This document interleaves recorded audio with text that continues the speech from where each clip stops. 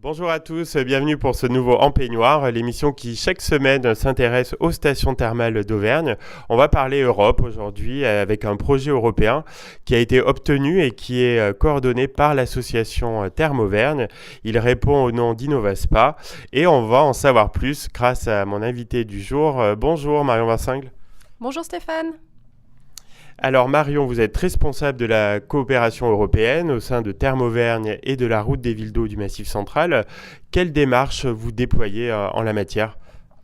Alors en fait, je coordonne des projets de coopération européenne sur des questions qui sont liées au thermalisme en Europe. Ça peut concerner la culture, le patrimoine, le tourisme, le bien-être ou la santé.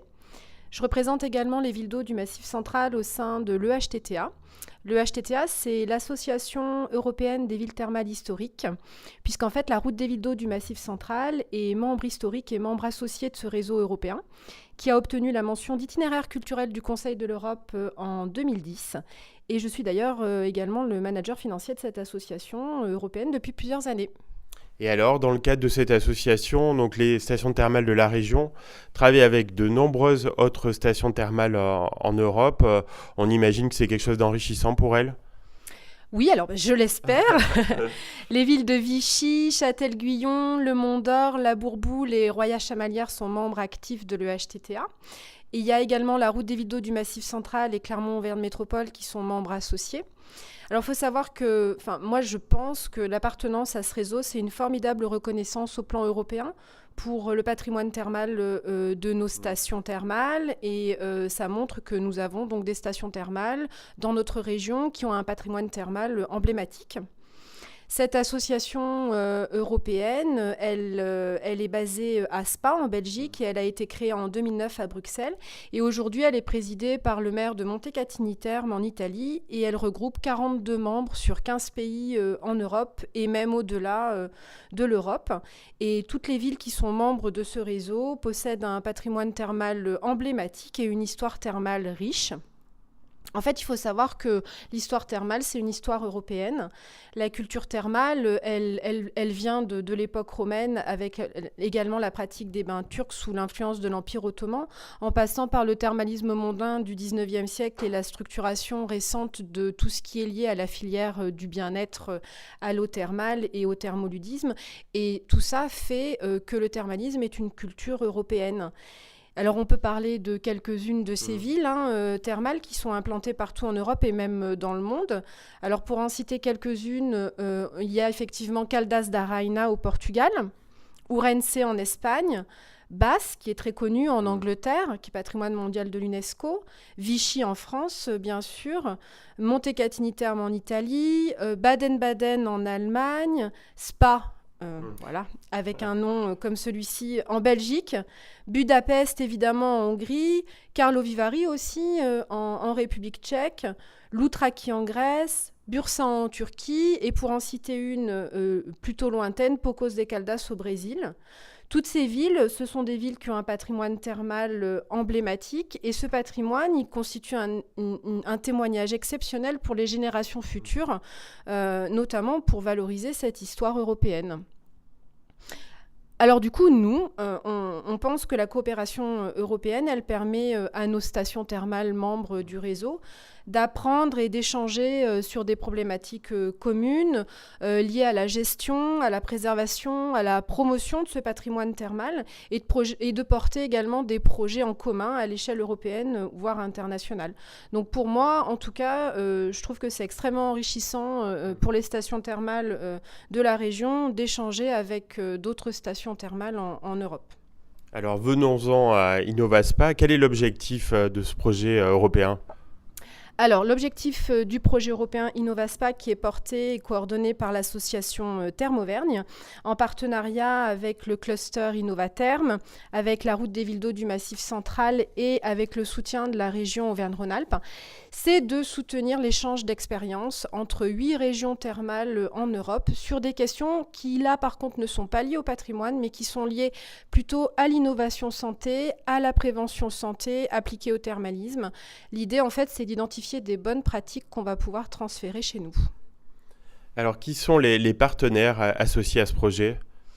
Alors, aux côtés de Thermauvergne, qui est le coordinateur, il y a 7 partenaires européens qui sont donc l'Université de Debrecen en Hongrie, l'Université de Lettonie, l'Agence de développement de la région Warmie et Masurie en Pologne, l'Agence de développement de la région Centrou en Roumanie, le Centre d'innovation de Lituanie, la Faculté de médecine de l'Université de Porto au Portugal et l'Agence de développement de la région Savinska en Slovénie. Donc en fait, on est 8 partenaires sur 8 pays et nous travaillons sur 8 régions thermales.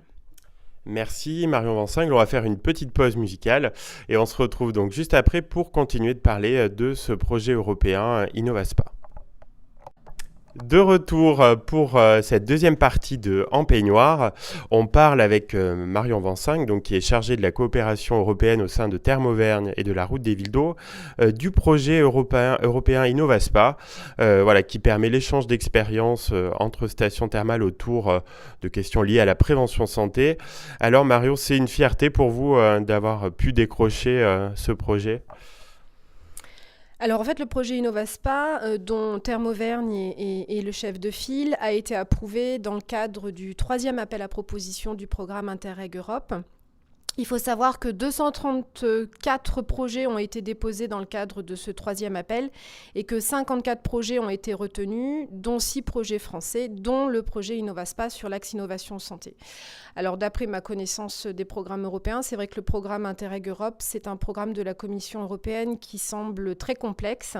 Donc c'est vrai, je vais pas mentir, je suis fière qu'on ait obtenu ce financement. Notre projet est arrivé dans le top 10 des projets financés dans le cadre du 3e appel.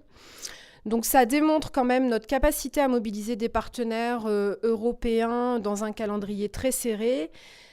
C'est possible aujourd'hui uniquement parce que Thermauvergne et la Route des Villes d'Eau ont permis en fait la mise en œuvre d'un réseau de partenaires au plan international parce que cela fait 5 ans maintenant qu'on fait de la coopération européenne, ça prend du temps. Ça démontre également notre capacité à porter des projets européens d'envergure puisque le projet InnovaSpa est un projet à 1 350 000 € sur une durée de 4 ans et demi. Ce qu'il faut savoir, c'est qu'en règle générale, les porteurs de projets aboutissent très peu lorsque c'est un premier coup d'essai, surtout lorsqu'ils n'ont jamais été partenaires ou coordinateurs comme nous d'un projet d'Interreg Europe sur les précédents appels. Après, il faut savoir que je n'ai pas été toute seule à travailler sur ce projet. Évidemment, on a travaillé en équipe et Thermauvergne a su s'adjoindre les services d'un consultant spécialisé, ce qui a évidemment facilité la réussite de ce dossier et la réussite de la demande de financement au plan européen. Concrètement, comment va se dérouler le programme d'activité ? Alors, le programme d'activité, il va se dérouler en 2 temps, en 2 phases. La première phase, qui va durer 2 ans et demi, elle sera dédiée à la constitution d'un groupe de réflexion dans les 8 régions thermales en Europe qui sont concernées par le projet. Donc, ce groupe en région Auvergne-Rhône-Alpes sera composé des représentants de la région et des opérateurs thermaux régionaux qui seront intéressés donc par le projet, donc à savoir les représentants de la Fédération thermale régionale, le cluster Innovatherm, les directeurs d'établissements thermaux, les représentants de l'Université d'Auvergne et de l'Institut interuniversitaire de médecine thermale de la région Auvergne-Rhône-Alpes, les élus des villes thermales. Et cette première phase, elle se déroulera jusqu'en novembre 2020 et elle a pour objectif l'échange de bonnes pratiques à travers l'organisation de 8 visites d'études dans les 8 régions thermales concernées par le projet. Et la première visite d'études sera organisée par nos soins, par Thermauvergne, dans notre région en mars 2019. Et la seconde phase, elle durera 2 années. Elle se déroulera de décembre 2020 à novembre 2022 et elle sera dédiée à la mise en place d'un plan d'action local dans chacune des régions parties prenantes du projet, donc dans chacune des 8 régions thermales partenaires. Et l'idée, c'est que ce plan d'action local, il soit inspiré des bonnes pratiques repérées dans les autres régions partenaires pour améliorer les politiques publiques régionales qui sont liées au thermalisme. Alors Marion, je pense connaître votre réponse, mais êtes-vous optimiste alors sur les retombées positives pour nos stations thermales auvergnates qui vont pouvoir découler de ce projet ? Absolument, je suis très optimiste. On va commencer en fait à travailler avec les stations thermales de la région pour mieux connaître leurs besoins et nous sommes également en train de recenser les bonnes pratiques liées à l'innovation santé appliquée au thermalisme qui existent dans notre région et dans les autres régions thermales européennes qui participent au projet. Concrètement, l'idée, c'est de construire des visites d'études qui vont permettre aux partenaires de trouver des réponses à leurs besoins en découvrant des bonnes pratiques mises en place dans les autres régions thermales qui sont partie prenante du projet. Ensuite, moi, ce que j'espère, c'est que les partenaires vont tisser des liens, qu'il y aura un certain degré de confiance et de compréhension qui va s'installer et que des futures collaborations verront le jour. Moi, j'imagine tout à fait l'unité de médecine thermale de l'Université de Porto au Portugal travailler, pourquoi pas, avec le nouvel Institut interuniversitaire de médecine thermale de la région Auvergne-Rhône-Alpes. Mais après, on ne sait jamais non plus. Lorsqu'on lance un projet de coopération, d'ailleurs qu'il soit au niveau régional, massif central, nationale ou à l'échelle européenne, quels en seront les résultats. Mais moi, ce que je crois, et en tout cas, c'est comme ça que je conçois mon métier, c'est que finalement, l'important, c'est de créer l'opportunité, de faire se rencontrer les gens, de semer des graines, de laisser germer. Et jusqu'à présent, c'est vrai que notre stratégie de coopération à l'échelle européenne, elle a plutôt bien porté ses fruits. Par exemple, le projet culturel européen Source que la Route des Villes d'Eau du Massif central a coordonné il y a maintenant 3 ans, il a été à l'origine de plusieurs actions très positives que nous avons ensuite développées au niveau du Massif central pour nos stations. Donc je me dis qu'il n'y a aucune raison que le projet Innovaspa ne soit pas une réussite. Absolument Marion. Alors je crois que vous connaissez un petit peu l'émission. J'ai une question rituelle à la fin pour chaque émission. Alors quand vous êtes-vous retrouvés en peignoir la dernière fois ? Alors, la dernière fois que je me suis retrouvée en peignoir, c'était la semaine dernière, puisque j'étais à Ourense pour l'Assemblée générale de l'Association européenne des villes thermales historiques. Qu'à cette occasion, la ville d'Ourense, la province d'Ourense et la région Galice ont organisé le 12e Café de l'Europe. Les Cafés de l'Europe, ce sont en fait des rencontres internationales d'experts sur des thématiques diverses et variées. Cette fois-ci, c'était sur la thématique de la géothermie. Et j'ai été sollicitée par les organisateurs pour présenter l'expérience et l'expertise des stations thermales de notre région en matière d'utilisation des eaux thermales chaudes à des fins énergétiques. Et donc, vous voyez où je veux en venir. La dernière fois que je me suis retrouvée en peignoir, c'était la semaine dernière, donc au Spa Thermal d'Ourense en Espagne. Ça devait être une expérience sympathique. Merci beaucoup Marion Vansingle pour nous avoir présenté avec clarté et enthousiasme vos démarches européennes pour les stations thermales d'Auvergne. On vous souhaite pleine réussite dans tous vos projets.